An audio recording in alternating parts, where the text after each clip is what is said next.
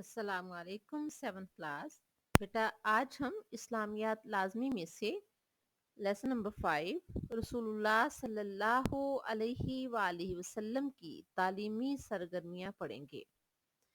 یہ لیسن شروع ہو رہا ہے پیج نمبر 48 سے اور ختم ہو رہا ہے پیج نمبر 41 پہ۔ تو آئیے اللہ کا نام لے کر آج ہم اس کے شارٹ کوسچن کرتے ہیں۔ کوسچن نمبر 1، نبی کریم صلی اللہ علیہ وآلہ وسلم نے تعلیم و تربیت کا فریضہ انجام دینا کب شروع کیا؟ تو اس کا آنسر ہے نبی کریم صلی اللہ علیہ وآلہ وسلم نے پہلی وحی کے نزول کے بعد سے ہی انسانیت کی تعلیم و تربیت کا فریضہ انجام دینا شروع کیا۔ کوسچن نمبر 2، عہد نبوی صلی اللہ علیہ وآلہ وسلم میں گورنروں کو لوگوں کی تعلیم و تربیت کے بارے میں کیا حکم دیا گیا تھا؟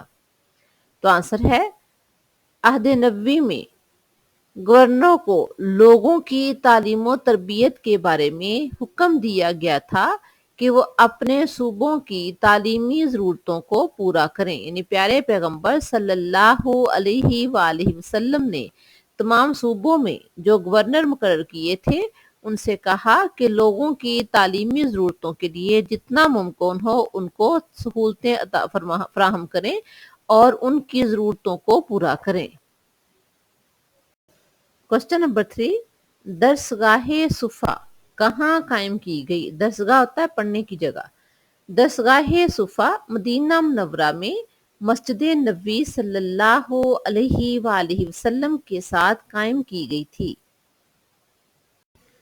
کوسچن نمبر 4، حضرت موسیٰ بن عمیر رضی اللہ تعالی عنہ کی ایک خصوصیت تحریر کریں۔ تو آنسر ہے مدینہ منورہ میں سب سے پہلے امام اور سب سے پہلے استاد ہونے کا اعزاز حضرت موسیٰ بن عمیر رضی اللہ تعالی عنہ کو حاصل ہوا۔ کوسچن نمبر 5، حضرت ابو ہریرہ رضی اللہ تعالی عنہ کی ایک خوبی تحریر کریں۔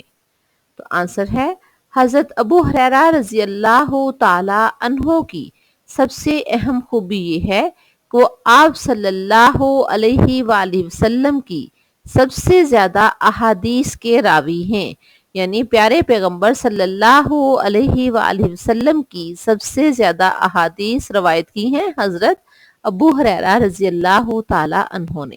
یہ تھے ہمارے شارٹ کوسچن۔ نیکسٹ لیکچر میں ہم انشاءاللہ اس کے لانگ کوسچن کریں گے۔ اللہ حافظ۔